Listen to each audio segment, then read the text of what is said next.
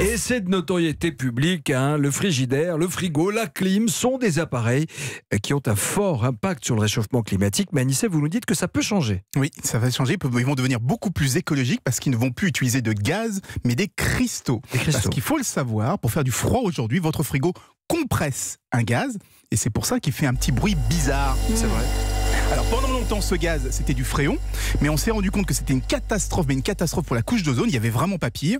Du coup progressivement on l'a remplacé par des gaz plus inoffensifs, les HFC, les hydrofluorocarbures. Sauf que là encore on s'est rendu compte que ces gaz avaient un effet mais de 100 à 300 fois supérieur au CO2 pour le réchauffement climatique. Beaucoup, ouais. Donc en ce moment on cherche autre chose et une solution pourrait venir des cristaux. Mais qu'est-ce qui se passe avec le gaz des frigos? En fait il fuit, c'est ça? Oui, ça arrive très souvent pendant la fabrication des frigos et surtout quand on les jette, quand on les met à la poubelle. Et c'est le même problème avec la climatisation de sa voiture. Il faut régulièrement la vérifier pour être sûr qu'il n'y a pas de fuite, parce que c'est peut-être pas dangereux pour l'homme, mais on l'a vu, c'est dangereux pour la planète. Alors qu'avec les cristaux, on aura un pouvoir réfrigérant qui sera lui 10 fois supérieur. Donc les frigos consommeront beaucoup moins d'électricité et surtout ils ne rejetteront plus rien dans l'atmosphère. C'est une découverte des chercheurs chinois de l'Académie des sciences.